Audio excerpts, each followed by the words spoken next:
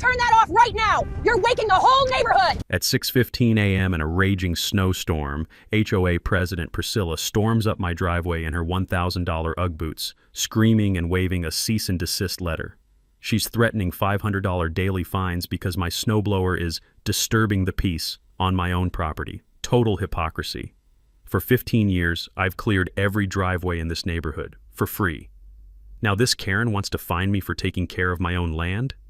It's 6:15 a.m. on my property, Priscilla. Completely legal. You're just a grumpy old man who doesn't get modern rules.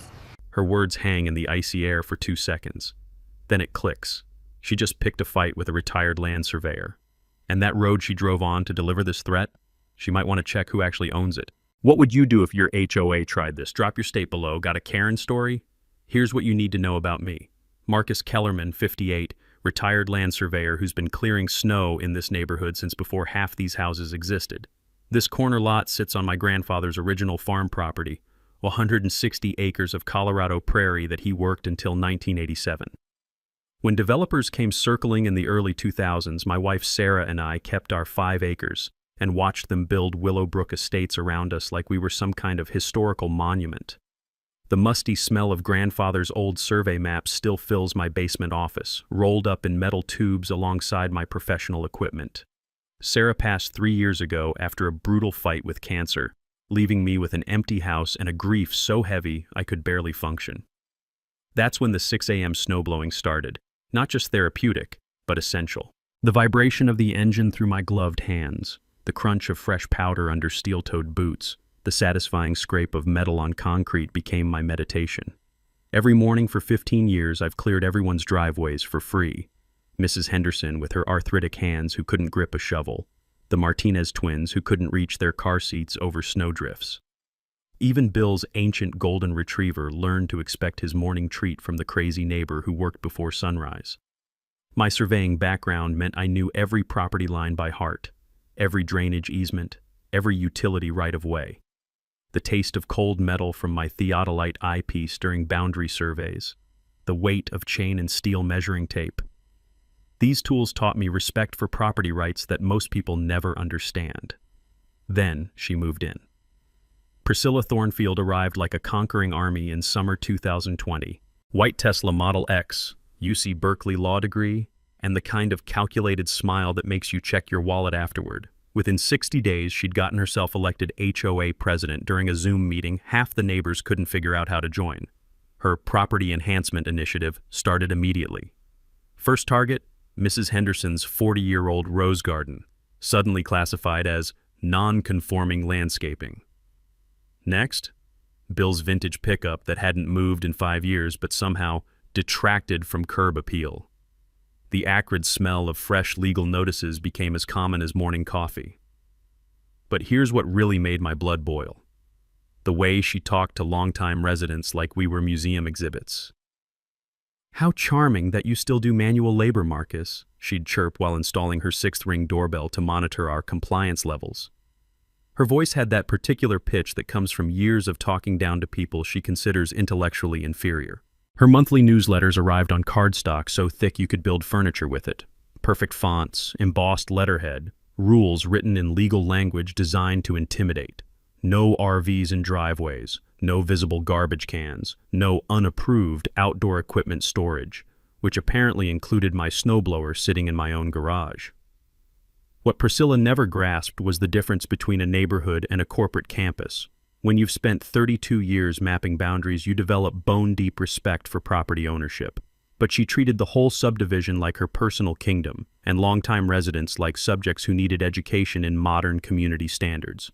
Her daily power walks, always in $200 athletic wear that had never seen actual exercise, included photographing any violations with military precision. Christmas lights past January 15th, sprinklers running 1 minute beyond optimal hours, my coffee mug left on my own front step. That December morning when she stomped through fresh snow in $1,000 boots, waving legal threats like some suburban sheriff, she crossed a line that had been respected for decades. Not just my property line, though that was about to become critically important, but the unwritten agreement that neighbors help neighbors without lawyers getting involved. She wanted to teach an old man about modern rules. What she didn't realize was that this old man had spent his career reading the original maps that showed exactly who owned what in this modern community. Priscilla's first move came exactly 48 hours after our driveway confrontation, a formal complaint filed with Jefferson County's Code Enforcement Division. I found the notice stuck to my front door Tuesday morning right next to where I usually set my coffee mug. The official county seal pressed into cream-colored paper, alleging violation of Municipal Ordinance 847.3, excessive noise during restricted hours. According to her complaint, my snowblower constituted a recurring public nuisance that violated the county's 7 a.m. noise restriction. The irony hit me like ice water. She'd filed a noise complaint against equipment designed to help the entire neighborhood. But Priscilla wasn't finished building her case. By Thursday, she'd organized something she called the Peaceful Morning Coalition. Basically her, 2 other California transplants, and Cranky Bill, who'd apparently switched sides after she promised to overlook his vintage truck. They launched a next-door campaign titled Protecting Our Children's Sleep, complete with Ring doorbell footage of my 6:15 a.m. snowblower operation. The comments section exploded into digital warfare. Mrs. Henderson posted photos of her cleared driveway with the caption, "Marcus is a blessing." The Martinez family shared videos of their twins playing safely in snow-free driveways. But Priscilla's coalition fired back with decibel readings, property value studies, and threats to escalate this matter to appropriate authorities. That's when my 32 years of dealing with municipal bureaucracy kicked in. I'd spent decades navigating county planning offices, and I remembered something from my surveying days about noise ordinance exemptions. A quick trip to Jefferson County Planning confirmed what I suspected. Municipal Ordinance 847.3 had fine print that Priscilla's UC Berkeley law degree apparently missed. The 7 a.m. restriction applied only to non-essential recreational activities. Essential property maintenance was specifically protected between 6 a.m. and 10 p.m. under Colorado's Property Maintenance Code. My snowblower wasn't recreational equipment. It was essential winter maintenance, legally protected by the same codes that let roofers start hammering at dawn. Armed with this knowledge, I compiled my response. 15 years of documented community service, photographs of every driveway I'd cleared, and testimony from grateful neighbors. The county dismissed Priscilla's complaint within 24 hours, but not before I noticed something interesting in the subdivision planning files. While pulling municipal records, I'd requested the original plat maps for Willowbrook Estates. Something about Oak Street's documentation looked off. The city classified it as public thoroughfare, but the measurements didn't match grandfather's 1950s farm survey sitting in my basement. That evening, I pulled out his old Leica theodolite, the cold brass familiar under my fingertips as I set up in my front yard. I was supposedly checking my fence line, but actually measuring something far more intriguing. As the precision instrument revealed exact boundary markers, I realized Oak Street wasn't just adjacent to my property. 40 feet of it ran directly across land that had never been sold, condemned, or legally transferred to public use. Every single neighbor had been driving across my private property for 15 years. Just as I was recording the final measurements, Priscilla's Tesla crept past, her phone pressed against the passenger window, obviously photographing my suspicious surveying activity.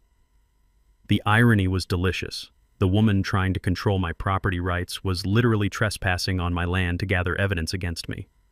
She had no idea she was driving across the very property I was documenting, but her surveillance gave me a perfect photo opportunity of my own. My formal response to the county landed Friday morning like a legal grenade. 8 pages proving my snowblower operation was completely lawful, complete with constitutional property rights precedents and municipal code citations. When the county dismissed her complaint within hours, Priscilla's response was swift and predictable. Saturday's Nextdoor post accused me of weaponizing legal technicalities and intimidating neighbors with surveying equipment. She announced an emergency HOA board meeting to discuss problem neighbor mitigation strategies and declared my property maintenance deliberately hostile to community standards. The smell of battle hung in the December air. That particular mix of diesel exhaust from my snowblower and the expensive perfume Priscilla wore during her daily surveillance walks. She wanted to escalate this into legal warfare, apparently convinced that her law degree trumped my 32 years of property rights experience. Sunday morning, I fired up the snowblower at exactly 7 o'clock a.m., completely legal, but perfectly timed to remind everyone who actually kept this neighborhood functional.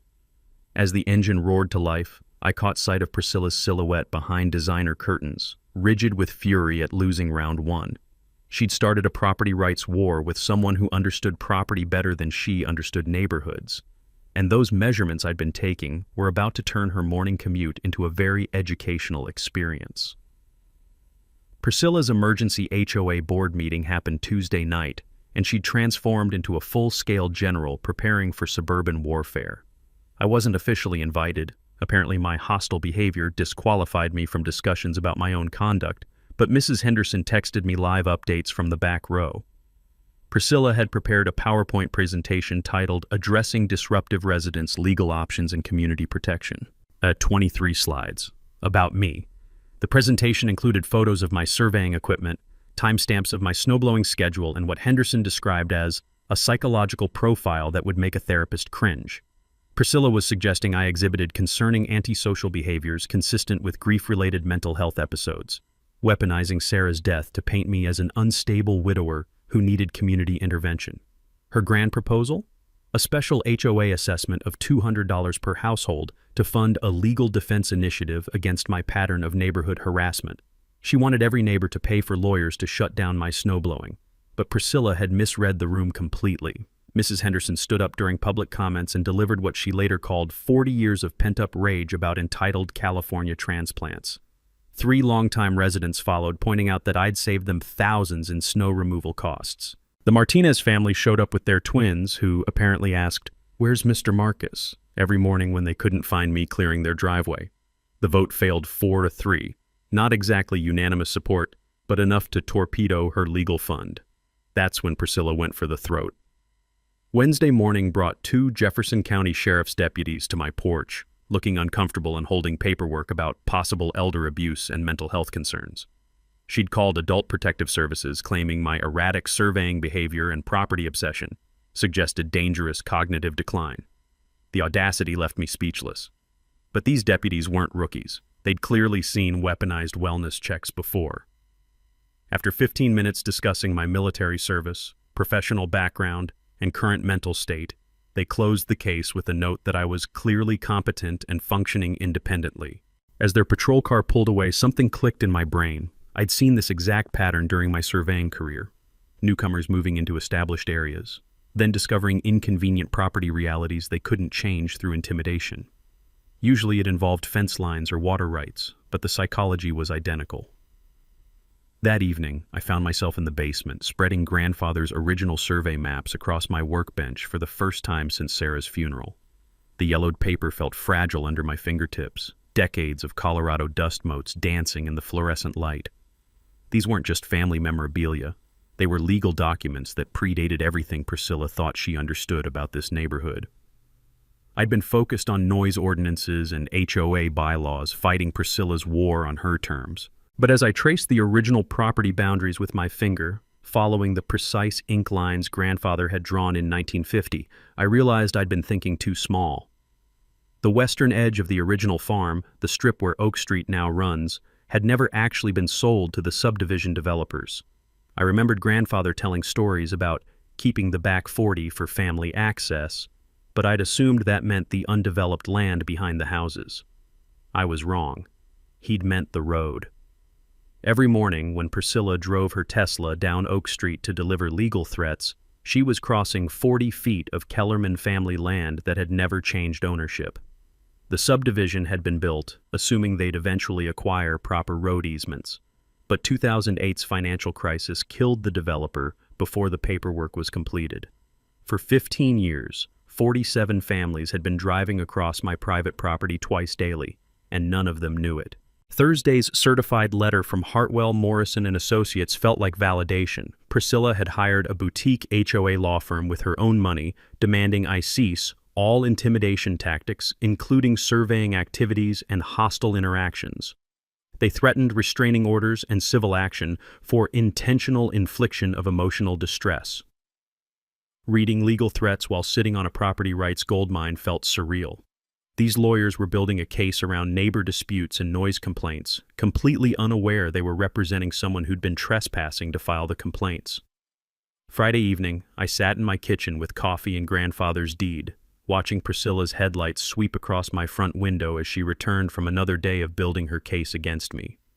The heavy paper felt warm under my fingertips, 70-year-old ink still sharp and legally binding. She thought she was educating an old man about modern community standards. What she'd actually done was give a property rights expert the perfect motivation to dust off some very old, very enforceable legal documents. The war she wanted was about to get much more interesting than noise complaints.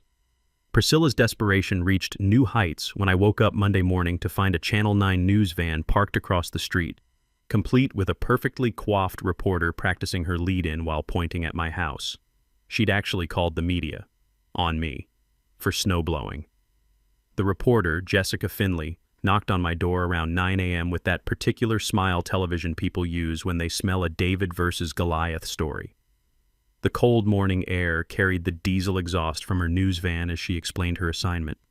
"Mr. Kellerman, we'd like to hear your side of this HOA dispute that's got the neighborhood divided." I invited her in for coffee, genuinely curious how Priscilla had pitched this. According to Jessica's notes, I was a troubled widower whose grief had manifested as aggressive property maintenance and harassment of young families. Priscilla had painted herself as a concerned community leader, protecting children from my escalating mental health episodes. "Your HOA president seems genuinely worried about community safety," Jessica said, her pen hovering over her notepad. That's when I decided to give her a real story. I pulled out grandfather's 1950 survey map and spread it across my kitchen table, the yellowed paper crackling under the morning light like autumn leaves. The musty scent of old documents filled the room as I traced the property boundaries with my finger. "See this western boundary line? That's where Oak Street runs now."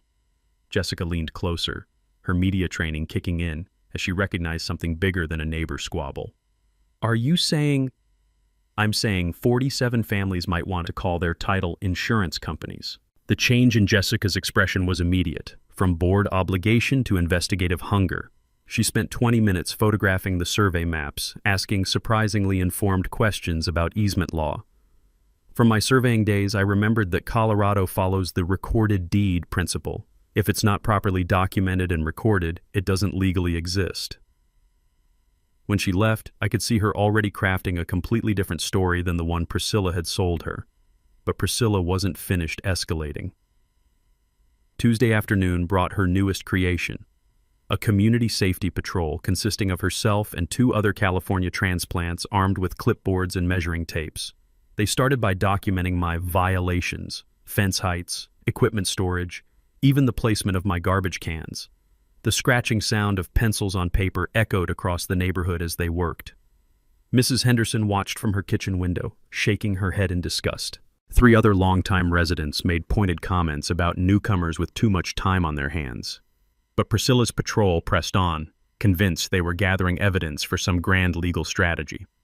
The harassment peaked Wednesday when I caught them in my backyard, measuring my garage setbacks without permission. The metallic click of their tape measure rang out as Priscilla explained to her volunteers how unstable individuals exhibit territorial behaviors while literally trespassing on my territory. Something inside me snapped. Not anger, something colder and more determined. Thursday morning, I drove to the Jefferson County Recorder's office with my surveying equipment and 3 decades of property law experience. The familiar smell of aged paper and copying toner filled my nostrils as I requested every document related to Willowbrook Estates development. What I found in those files was better than I'd hoped. Apex Development hadn't just failed to acquire road easements, they'd sold houses with guaranteed permanent access via Oak Street while knowing they didn't own Oak Street. The fraud was documented in bankruptcy filings, incomplete transfer documents, and city planning notes that nobody had bothered to cross-reference. Every homeowner in Willowbrook Estates had been sold property with access rights that legally didn't exist.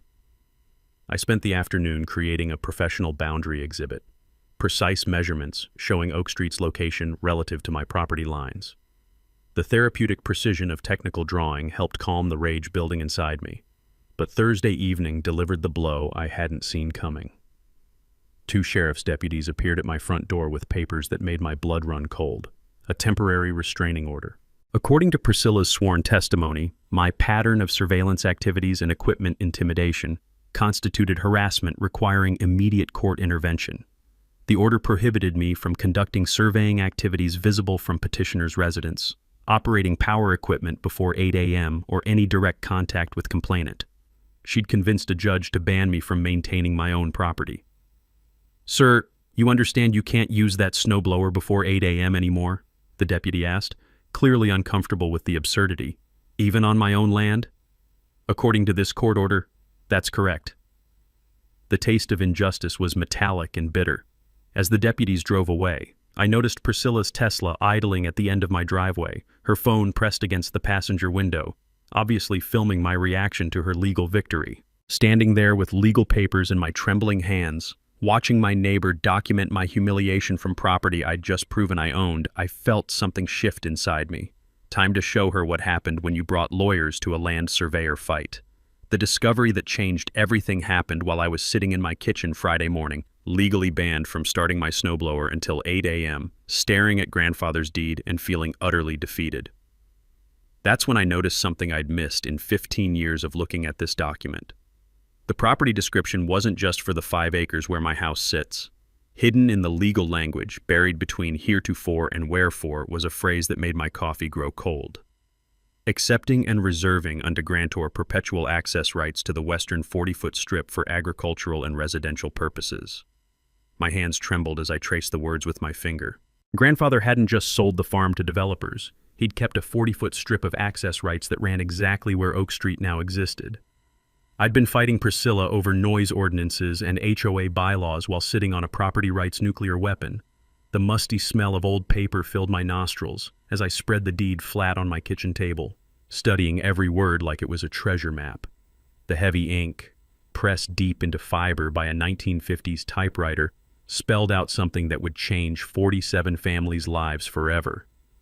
But I needed confirmation. I called Danny Kowalski, my old Army buddy who'd spent 30 years untangling property law messes for ranchers and developers. "Danny, I need you to look at something. Can you meet me this morning?" He arrived within an hour, took one look at the deed, and went absolutely silent for 3 full minutes. When he finally spoke, his voice was barely a whisper. "Jesus Christ, Marcus. Do you understand what this means? Tell me."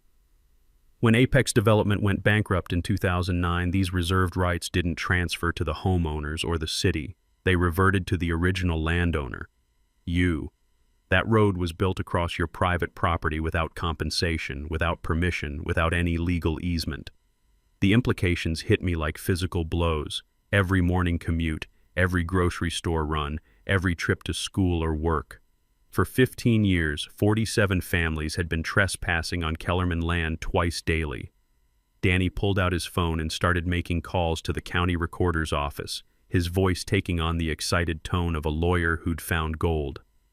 "I need to see the complete chain of title for Willowbrook Estates subdivision." "Yes, I'll hold." While he waited, I walked to my front window and watched the morning traffic on Oak Street.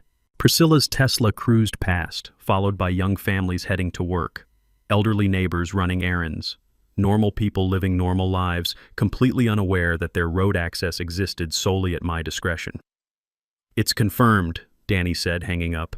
"No recorded easement, no condemnation proceedings, no dedication to public use. The city's been maintaining a road they don't own, providing access to houses sold with fraudulent title guarantees." The power of that knowledge felt intoxicating.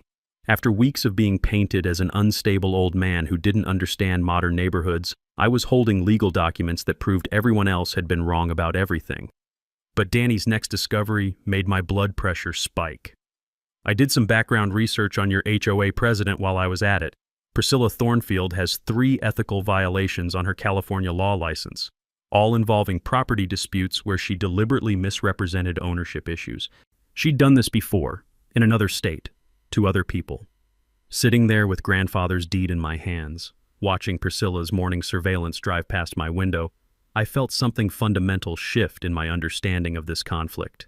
This wasn't a neighborhood dispute that had gotten out of hand. This was a predator who'd picked the wrong prey. Saturday morning, I woke up with the kind of dangerous clarity that comes from finally holding all the cards in a game you've been losing for months. Danny arrived at 8 a.m. carrying a leather briefcase scarred from 3 decades of property wars. As we spread maps across my dining room table, grandfather's deed, subdivision plats, county records. The weight of what I was about to do settled in my chest like cold lead. "You sure about this, Marcus?" Danny asked, studying my face. "Once you start down this road, there's no backing up. 47 families are going to hate your guts." The question hung in the air like gunpowder smoke. For 15 years, I'd been the neighborhood's unofficial caretaker. Now I was about to become its worst nightmare. "Priscilla made this personal," I said, tracing Oak Street on the survey map. "She wanted to teach me about modern rules. Time for her to learn about old ones." Danny's plan was elegantly brutal. Legal notice to every homeowner, 30 days to negotiate easement agreements or lose road access. Not revenge, just business wrapped in constitutional property rights. Monday's shopping trip to Mountain States surveying felt like preparation for war. The familiar weight of precision instruments reminded me why I'd love this profession. Everything measurable, everything definitive, everything backed by law and mathematics. Jim Martinez, the shop owner, had heard neighborhood rumors through the surveying community. "Marcus, you really going nuclear on these HOA folks?" "I'm going legal. Sometimes that's the same thing." The laser level and GPS equipment would document every inch of my property boundaries with courtroom precision. When this was over, nobody would question where Kellerman land began and ended. Tuesday brought the most satisfying purchase of my life. Denver Steel and Gate Company specialized in the kind of vehicle barriers that made statements impossible to ignore. The showroom smelled like metal and machine oil, sounds that reminded me of grandfather's workshop. Rodriguez, the sales manager, was a retired Marine who understood the psychology of controlled access. "You want to stop traffic or send a message?" "Both." The gate specifications read like military hardware: 12-foot steel swing barrier, hydraulic operation, keypad access with emergency override, quarter-inch plate steel that could stop a pickup truck mounted on posts anchored 3 feet deep in Colorado clay. "This isn't coming down without heavy equipment," Rodriguez said, marking installation requirements on the contract. That's the idea. Wednesday's permit application at Jefferson County felt surreal. The planning clerk, a young woman whose name tag read Sarah, processed my private property security enhancement request with bureaucratic efficiency. Every time she said Sarah's name, my chest tightened with memory and motivation. "Affected neighbors been notified?" she asked. "They will be, properly and legally." The permit approval took 1 hour. Apparently, installing fortress-grade gates on your own property raises zero official concerns when you follow correct procedures. Thursday morning, I called Jessica Finley at Channel 9. Her investigative instincts had been triggered by our previous conversation about property ownership irregularities. "Jessica, remember that survey map I showed you? The story's about to get much more interesting." "What kind of interesting, Mr. Kellerman?" "The kind that happens when someone finally reads the fine print on 70-year-old property deeds." We scheduled her return for next Friday. Perfect timing to document whatever chaos followed my property rights assertion. But the real weapon was Danny's legal correspondence. Thursday afternoon, we drafted notice of trespass termination letters for every Willowbrook household. The language was clinical and devastating. 30 days to negotiate legal access or find alternative routes to their own homes. Each envelope contained grandfather's deed, current survey documentation, and Danny's business card. Professional, respectful, and absolutely terrifying to anyone who understood real estate law. "The beauty of this," Danny explained while we addressed envelopes, "is that you're not attacking anyone. You're just clarifying who owns what." Friday evening, I stood in my driveway watching normal neighborhood life flow around Oak Street like water around a stone. Kids riding bikes, families returning from dinner, Mrs. Henderson walking her ancient Cocker Spaniel, all of it about to change forever. The gate components arrived Saturday in an unmarked truck, steel plates heavy enough to require specialized equipment for installation. Pete, the crew chief, had obviously handled sensitive projects before. "You want this installed quiet, or do you want the whole neighborhood to know something's happening?" "I want it installed permanently. The neighborhood will figure out the rest."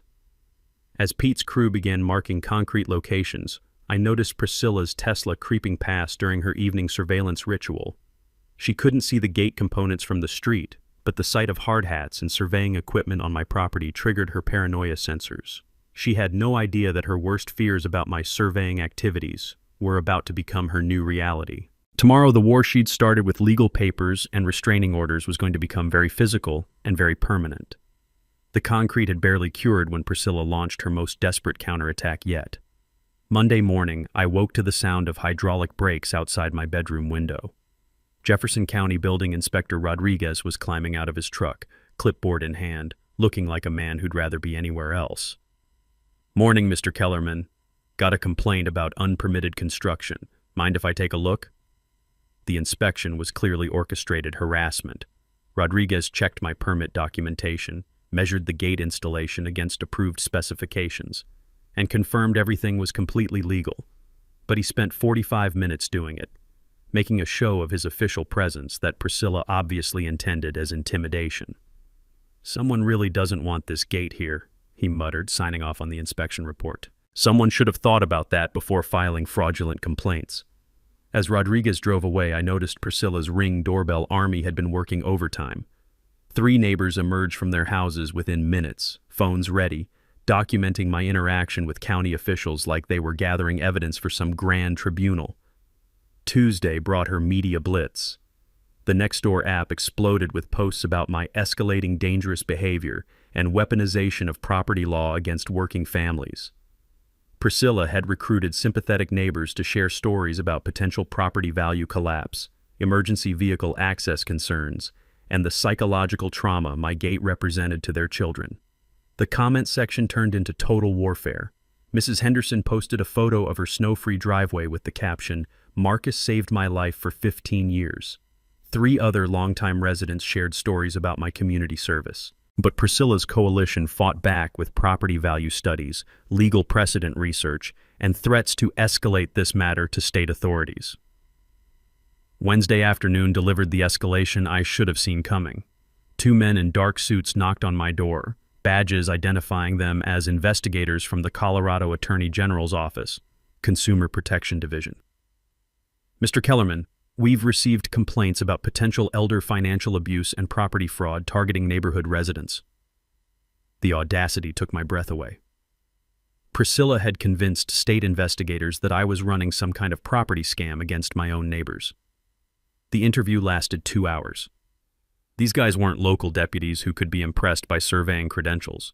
They were experienced fraud investigators who'd seen every property-related con game ever invented. But they were also professional enough to recognize legitimate property ownership when it was properly documented. "Sir, your paperwork appears completely in order," the lead investigator finally admitted. "But we had to investigate claims about potential exploitation of elderly residents." "You mean potential exploitation by elderly residents?" "That's not how the complaint was filed." After they left, I realized Priscilla had made a critical error. State investigators don't just close cases, they document them. Her false complaint about elder fraud was now officially recorded as unfounded, creating a legal trail that would be very useful if this escalated to court. Thursday brought her most personal attack yet. A private investigator appeared at my door, identifying himself as working for Hartwell, Morrison & Associates. Priscilla's law firm was conducting background research into my pattern of antisocial behavior and possible cognitive decline. "We understand you have been experiencing difficulties since your wife's passing," the PI said with practiced sympathy. "Sometimes grief manifests as property obsession or paranoid behaviors." The psychological manipulation was breathtaking. They weren't just attacking my legal position, they were attacking my mental competence, using Sarah's death as ammunition in their property war. But I'd been expecting this move. Danny had warned me that desperate opponents often resort to character assassination when legal arguments fail. I handed the PI a business card for my physician, my financial advisor, and the veterans counselor I'd been seeing since Sarah's death. Feel free to contact any of them about my mental state. You'll find I'm competent, grieving appropriately, and perfectly capable of managing my own affairs. Friday evening brought Priscilla's final desperate move. She organized an emergency community meeting at the recreation center, complete with printed flyers, professional presentation materials, and what she called expert legal consultation. The turnout was impressive, maybe 60 people, including families I'd never seen at neighborhood events. Priscilla had clearly recruited beyond Willowbrook Estates, bringing in supporters from surrounding subdivisions who were worried about property rights precedents. Her presentation was professionally crafted psychological warfare. Slides about emergency vehicle response times, charts showing property value impacts, testimony from concerned parents about children's safety and psychological welfare. She'd transformed a property dispute into a community crisis requiring immediate intervention. But the most revealing moment came during the Q&A session, when Mrs. Henderson stood up and asked a simple question. "Priscilla, in 2 years of living here, have you ever once helped clear snow from anyone's driveway?" The silence stretched for 10 seconds before Priscilla deflected to focus on the current crisis rather than past grievances. That deflection told everyone exactly what they needed to know about who'd actually been serving this community for the past 15 years. Saturday morning brought Priscilla's most reckless gamble yet. She'd convinced herself that public pressure could override property law. The Emergency Community Action Committee she'd formed overnight included 12 households, 2 city council members she'd somehow recruited, and a local news crew she'd promised exclusive coverage of neighborhood property rights abuse. The smell of fresh printed flyers and the buzz of coordinated activism filled the morning air as her coalition prepared for what she was calling decisive community intervention. I watched from my kitchen window as they assembled in the street, clipboards and cameras ready. Like some suburban version of a civil rights march, the irony was staggering. They were protesting my exercise of actual constitutional rights while standing on property I legally owned. The delegation approached my front door at exactly 10 a.m., clearly choreographed for maximum media impact. Priscilla led the group, flanked by the city council members and followed by concerned-looking parents holding children who'd obviously been coached to look anxious about the steel gate blocking their neighborhood access. "Mr. Kellerman," Councilwoman Patricia Martinez announced through my doorbell camera, "we're here representing the community's concerns about access restrictions that affect public safety and property values." I opened the door but didn't invite them onto my porch.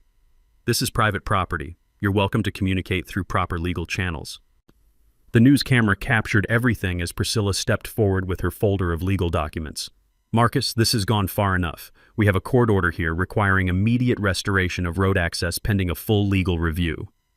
My blood pressure spiked as I examined the paperwork. She'd somehow convinced a different judge, one who apparently hadn't seen the full property history, to issue a temporary injunction based on emergency public safety concerns and potential municipal liability for blocked access routes. The order was dated Friday evening, clearly rushed through an after-hours emergency hearing where only Priscilla's side had been represented.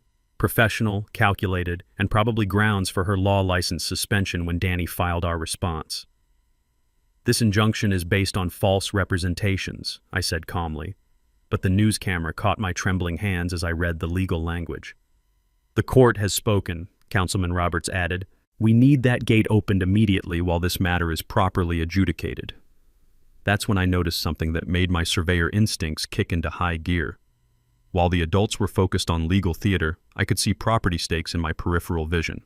Fresh orange flags marking boundaries that definitely hadn't been there yesterday. Someone had been on my land overnight, conducting unauthorized surveying. "Who's been staking my property?" I asked, pointing toward the new markers. Priscilla's confident expression flickered for just a moment. "The city commissioned an independent boundary survey to verify your claims." "On private property without permission?" "On disputed property pending legal resolution."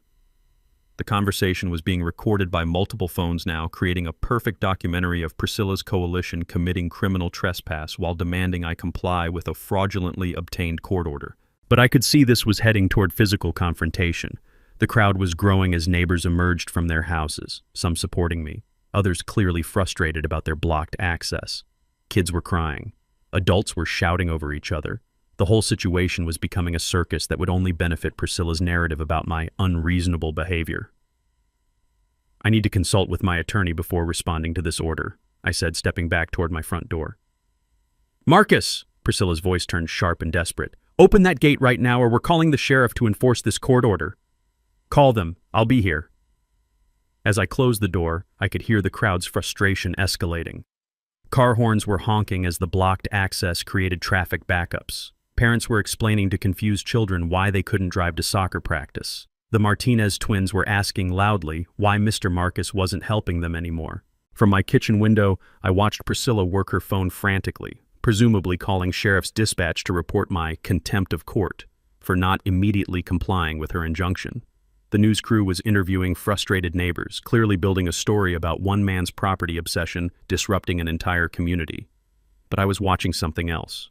The steady stream of traffic using the alternate route through Maple Street, proving that road access existed. It was just inconvenient. Emergency vehicles could still reach every house. School buses had adjusted their routes. Life was continuing, just with longer commute times. As Danny's truck pulled into my driveway through the still open gate, I realized Priscilla had made her fatal error. She'd tried to use public pressure and fraudulent court orders to override legitimate property rights. When this was over, she wouldn't just lose her access war, she'd lose her law license and possibly face criminal charges for filing false legal documents. The war she'd started with restraining orders was about to become very educational for everyone involved.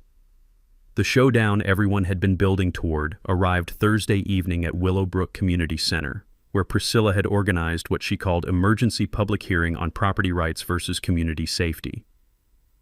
I'd never seen the community center so packed. Every folding chair occupied, people standing along the walls, local news crews setting up cameras in the back. The air hummed with tension and the nervous energy of a community that knew it was about to witness something decisive. Priscilla had clearly prepared for this moment like a trial lawyer presenting her closing argument. Professional easel displays showed emergency response time calculations, property value projections, and aerial photos of my gate-blocking Oak Street access. Her PowerPoint presentation was titled, "When Individual Rights Threaten Community Welfare." She took the podium with complete confidence, her voice carrying across the packed room with legal authority.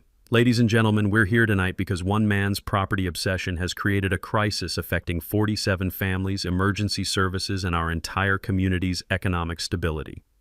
The presentation that followed was masterfully crafted emotional manipulation, testimony from parents about children's psychological trauma from feeling trapped. Fire Chief Williams expressing concerns about response times. Real estate agent Sandra Lopez presenting data about property value decline. This isn't about legitimate property rights, Priscilla concluded. This is about an elderly man using legal technicalities to hold an entire neighborhood hostage over a snowblowing complaint. The applause was substantial. Half the room clearly saw me as the villain in this story. Then it was my turn. I approached the microphone carrying a simple manila folder and feeling the weight of 73 years of Kellerman family ownership. Danny sat in the front row, his confident expression telling me he was ready for what came next. Before we talk about property rights versus community welfare, I said, opening my folder, I think everyone should understand exactly whose property we're discussing. I held up grandfather's 1950 farm deed, the yellowed paper clearly visible to the front rows. This document shows that my family has owned the land under Oak Street since before any of your houses existed. A murmur rippled through the crowd as people began understanding the implications. Mrs.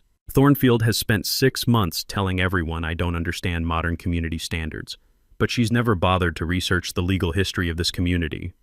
I pulled out Danny's chain of title research, county planning documents, and the subdivision maps that showed the gap between legal reality and everyone's assumptions. Every house in Willowbrook Estates was sold with title insurance guaranteeing access via Oak Street. But Oak Street was never properly acquired from my family. For 15 years, 47 households have been using private property without permission, compensation, or legal easement. The room went absolutely silent as the magnitude of the problem became clear. This isn't one man holding a community hostage, I continued, my voice steady despite my racing heart. This is a community that discovered it was built on someone else's land. Priscilla shot to her feet, her composure finally cracking. That's ridiculous. The city maintains that road. It appears on all municipal maps. Municipal maps can be wrong, Mrs. Thornfield. Property deeds aren't.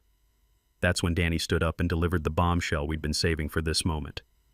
Ladies and gentlemen, I'm Daniel Kowalski, representing Mr. Kellerman. 3 days ago, we filed formal notice with the Jefferson County District Attorney's Office regarding fraudulent legal documents submitted in this case.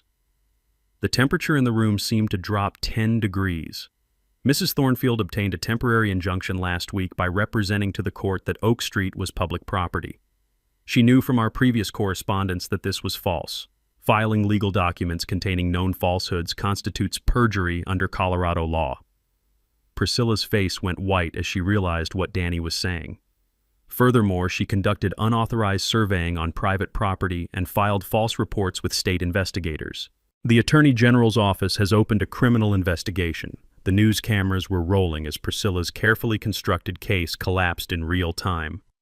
Councilwoman Martinez was frantically checking her phone, presumably getting legal advice about how quickly she could distance herself from this disaster.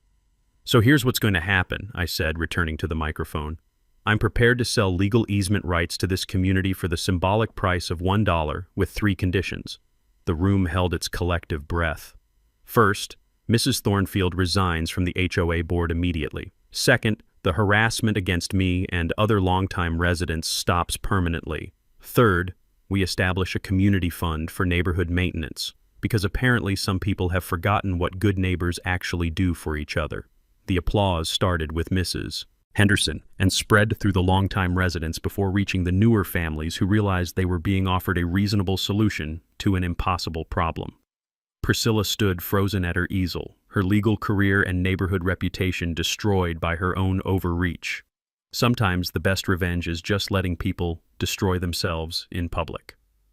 The easement paperwork was signed within 48 hours, witnessed by more neighbors than had ever attended an HOA meeting in Willowbrook's history. Priscilla's resignation letter arrived that same weekend, a brief, bitter note about relocating for career opportunities that fooled nobody.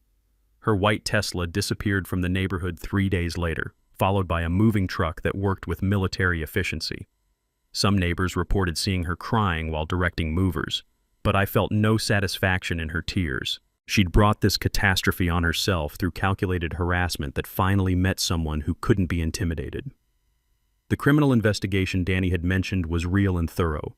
The district attorney's office eventually decided against prosecution in exchange for Priscilla's cooperation in correcting the fraudulent court filings and her agreement to seek professional help for what they diplomatically called stress-related professional misconduct. Her law license suspension became public record 3 months later. But the real transformation was in the neighborhood itself. The new HOA board elected Mrs. Henderson as president, and their first official act was establishing the Sarah Kellerman Memorial Community Fund. Every household contributes $25 monthly, less than they used to spend on snow removal services, more than enough to maintain equipment, fund neighborhood improvements, and provide emergency assistance for elderly residents. The fund's first project was installing a beautiful memorial garden at the intersection where Oak Street meets my property line. Sarah would have loved the irony. The spot where all this conflict began is now marked by roses, benches, and a small plaque reading, "In memory of neighbors who serve neighbors." My morning snowblowing ritual resumed the December after everything was settled, but now it comes with backup. The Martinez teenagers bought their own equipment and handle the younger family's driveways. Mrs. Henderson trained 3 other retirees on proper technique. Even cranky Bill emerged from his house last winter with an ancient snow shovel, muttering about doing his part for once. The community dynamics shifted in ways I hadn't expected.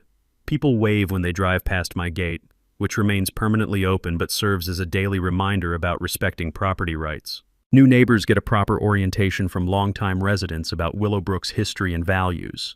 The Nextdoor app transformed from a battlefield into an actual community resource for organizing block parties and tool sharing. Most importantly, we started talking to each other again instead of at each other through lawyers and social media posts. Jessica Finley's follow-up story 6 months later focused on conflict resolution and community healing. Her piece, How a Snowblowing Dispute Became a Neighborhood Transformation, won a regional journalism award and still gets shared whenever HOA horror stories trend on social media. The Sarah Kellerman Memorial Fund has grown beyond its original purpose. Last year, we funded college scholarships for 3 local students pursuing careers in skilled trades. This year, we're partnering with Habitat for Humanity to build affordable housing in Jefferson County. The fund that started with neighborhood snow removal now supports construction projects across Colorado, but the personal healing has been just as meaningful as the community changes. I still miss Sarah every morning when I fire up the snowblower, but now those moments feel like communion rather than grief. She'd be proud that her death became the catalyst for something positive rather than just another reason for neighbors to tear each other apart over property lines and hurt feelings. The surveying equipment sits cleaned and organized in my garage, ready if boundary disputes ever arise again. But these days, new neighbors knock on my door to ask questions rather than filing complaints with county offices. They've learned that 32 years of professional experience is a resource, not a threat.